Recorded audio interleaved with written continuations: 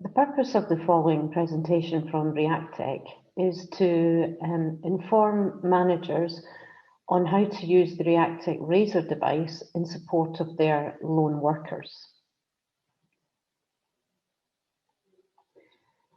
The Reactec RASOR device is part of an overall ecosystem from Reactec, which allows employers to connect to their workforce and to gather data in a common and consistent manner on different threats that they may experience in their work environment.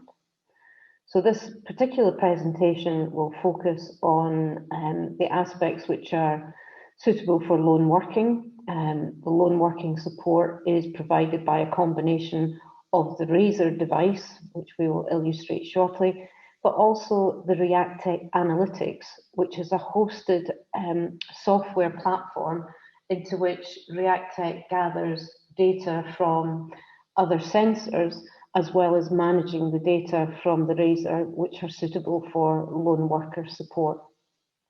So in terms of Reactec's existing capabilities, there are sensors which will monitor a person's health risk from exposure to vibration, from proximity to other individuals, or proximity to large pieces of equipment. Such vibration sensors are also usable to help people train in the best use of a tool, which is another application of the RASOR device. In addition to Reactec's intrinsic capabilities from its own sensors and those of the RASOR device, data from third-party sensors can also be gathered into the same Reactec Analytics. Particular collaborations are in place currently, which allows health risks such as noise, dust, and cable strikes for that data to also be seen in the same Reactec Analytics platform. So in summary, it's a single system incorporating powerful analytics to help you manage the aggregated risks of your employees. But what we'll now go on to talk to specifically is how this can be used for supporting lone workers. So in support of lone workers, there are essentially three different capabilities which can help a lone worker in their daily activities. The first is the panic feature. This is initiated by the user by simultaneously pressing two buttons. The user also has the ability to cancel that alarm that they have raised, should it be raised in error or should the danger of the problem no longer exist. As a functionality within the RASOR device, it can be switched off for the RASOR or for any one particular RASOR or for all RASORs, depending on whether that's a feature that's actually needed for your lone workers. And one final point to consider in the panic feature of the RASOR device is that there is a configurable time delay, which basically again gives the operator the opportunity to actually confirm again that the panic is indeed needed to raise an alarm. This would be configured within the Reactec Analytics software.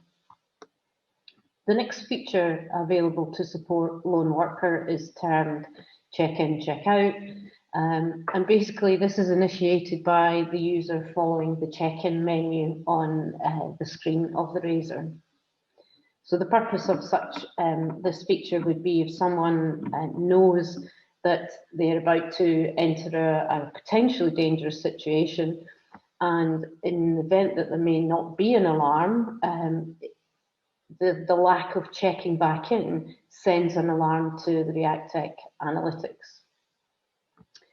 So again, the check-in, check-out can be cancelled with the user either within the check-in period or at the end of the check-in period. Like the panic feature, it can be switched off for each device or for all RASORs. And again, there's a configurable time between the check-in and the check-out, both on the RASOR and the analytics. So within the RASOR, the user can choose between two check-in times, which are set by the company, and within the Reactec Analytics, the company sets those two check-in times and can actually have a further two check-in times that they can set again within the software of the Reactec Analytics. And lastly, the RASOR device has technology within it that will allow it to detect a slip, trip or a trip. If after someone has slipped, tripped or fallen and then fails to move, then a man down alarm will be raised automatically by the RASOR. And once again, this is a feature that can be switched off either on each device or all devices.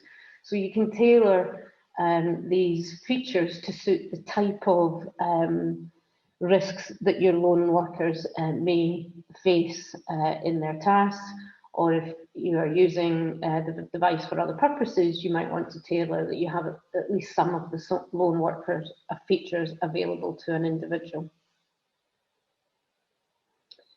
In terms of how it works for a particular individual to use the RASOR device, the RASOR is supported by a dual charger, which basically simply charges the device. Someone who wants to use a RASOR simply takes it out of the dual charger, and the menu will display a screen telling them to basically assign themselves to that device by pressing a button, the right-hand button of the RASOR device, and then presenting a valid ID card to the screen of that device. Once the card has been successfully read by the RASOR, it sounds a beep to confirm that assignment. And after the assignment is completed, then you'll be able to read the first name, initial, and the last name of the person assigned to the device. Further to that, you can go into a series of menus within the device, and it's within this series of menus that you can access some of the lone worker functionality, and we'll go through the menus in the next screen. And lastly, the RASOR can be returned to the dual charger at any time, just to keep it in a good condition of charge. It's only if you log out from the device, which is achieved by pressing the left-hand button after returning the RASOR to the dual charger, only then is it no longer assigned to you. So a device remains assigned to you within a dual charger unless you press the logout device, or after 4 hours of the unit being placed in the dual charger and the device sensing that it's not carried out any activities such as collecting data. Looking at the RASOR more closely and focusing in on the lone worker features and functionality. So the RASOR has two buttons, a left-hand button and a right-hand button. To generate a panic alarm, you simply press both of those buttons at the same time and follow the screen directions to confirm that that is an alarm that you do want to raise. There is also within the home menu screen, there is an icon for the panic alarm. And if you enter that screen by scrolling to it with the right button, then pressing select with the left button, it simply reminds you of how to raise the panic by pressing both buttons. If you scroll using the right-hand button to the icon which says check-in, then the screen will help you walk through the process that's allowed to begin a check-in period and then also to end a check-in period. Now, a RASOR device is designed to classify information as either alerts or alarms. An alert situation would result in a RASOR creating an email notification which is sent out in its next regular 15-minute communication. In the case of a lone worker, an alert would include the detection of a slip, trip or fall. An alarm raised by a RASOR device, however, results in an immediate email notification and also a text message. An alarm condition with respect to lone worker would include the raising of a panic, the failure to check in, and also the detection of failure to move after a fall, and that's classed as a man down. These communications from the RASOR will only be possible if the RASOR has a good mobile phone signal. Any alerts or alarms that have been raised by a RASOR can be viewed by accessing the alerts button and scrolling from the home menu. And this also allows you to confirm alarms locally, which again is a way of advising someone remotely that the alarm situation is no longer live. And then lastly on the menu, there's a systems icon which allows you to review the performance of the RASOR or the condition of the RASOR and such things such as battery strength, its location, and when it last communicated with the analytics. So I'll move on now to the type of data that's collected by the RASOR device. So the RASOR device transmits data on a regular basis, typically every 15 minutes or immediately when it receives an alarm situation. And all of that data can be viewed on a live dashboard when logging into the Reactec Analytics. This live dashboard shows all information gathered by a RASOR device and not purely those pertinent to lone working.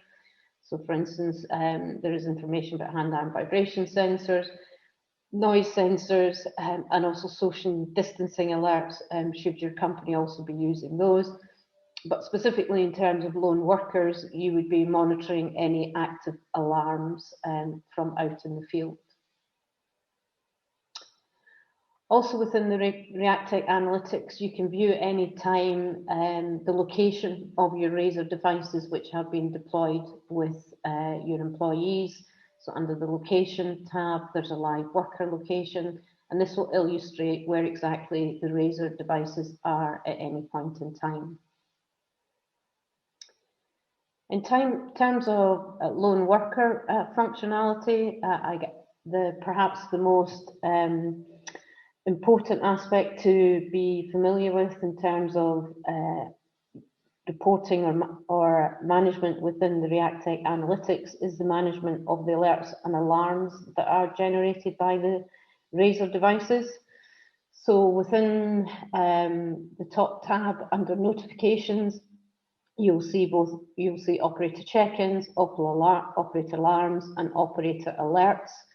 Under each of these menus, you will see the current active situation of what is happening on the field. And for any alerts or alarms that you are made aware of, there are action buttons to enable you to look at it in more detail. The first action button in the way of the Google Maps icon allows you to see the location of where the alert or the alarm was generated from. So as a reminder, in terms of alerts for a lone worker devices, an alert is a slip, trip or a fall detected by the RASOR. And in terms of alarms, it would be a panic button being activated, a man down situation, which is the lack of movement after a slip, trip or a fall has been detected, but also a failure to check in after a check-in sequence has been initiated. So in terms of the managing of the alerts and the alarms, so as I said, each individual one is highlighted, and as well as looking at the location, there is a magnifying glass for you to click on and look at in more detail exactly what the alert has been raised for, and then to take some action in and around closing off the alert or the alarm because you have determined that it's no longer an issue, or to mark it as false if it's no longer an issue, all of which should be as a consequence of you reaching out to the person that has generated the alert or the alarm. So just to finish off this introductory session on the Reactec RASOR device as used for lone worker support, there is a more detailed guide on the RASOR device, which really takes you through the navigation of the menus within the device. So it would be recommended that anyone who's to be allocated a RASOR device is supplied with one of these brochures should they need to see in any greater detail how the device works. And that concludes this presentation session.